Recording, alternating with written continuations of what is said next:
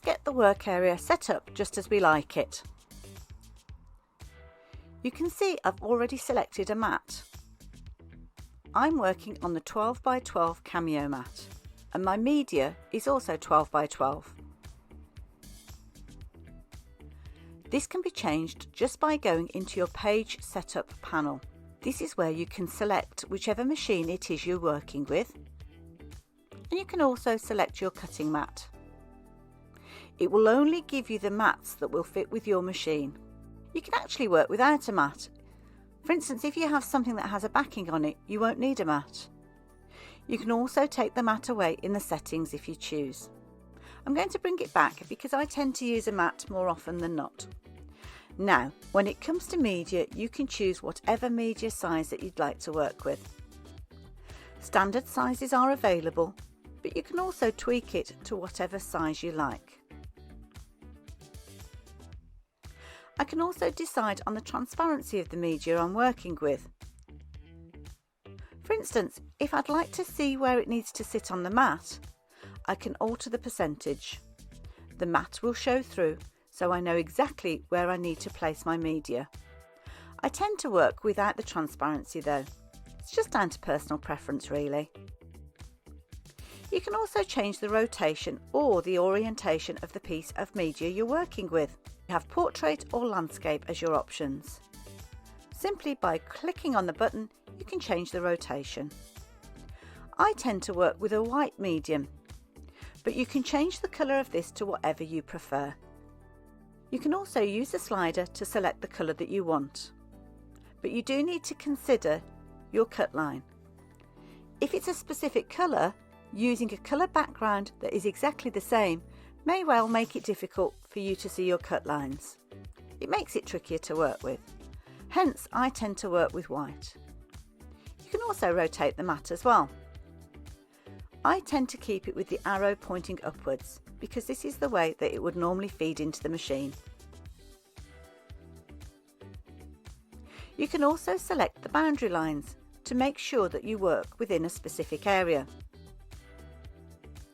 If you select the cut border, anything outside of this area won't cut. However, you will get a warning when you send to cut if your design goes outside of the cut boundary, even if you don't have this selected. The next tab relates to positioning your pieces using a grid. You can select a grid simply by clicking on the Show Grid button. And you have complete control over the spacing and also the different divisions of that grid. You can also change the colour to your own personal preferences. So you'll have one colour for your primary lines, these are the main lines, and you have a secondary colour that would be for your divisions. Again, do be mindful of the colour of your cut line. You might want to change those primary and secondary lines so as you can see the line that you're working with in your shape. You can also set up an isometric grid.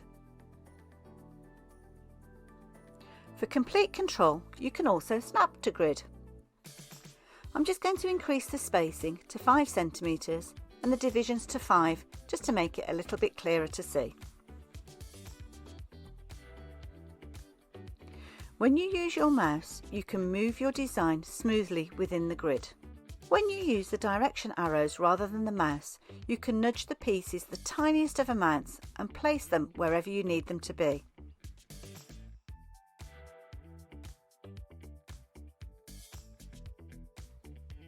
But when you have Snap to Grid selected and use the directional buttons on your keyboard, you will find that the movement is much more jumpy and the image will snap to grid. However, you can line up pieces even without a grid. So let's get a few duplicate items set up to start with. When you have multiple items on your page, you can use Smart Snapping.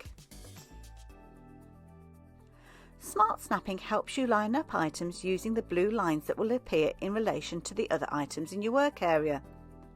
You can simply line them up horizontally and vertically and to the centres as well.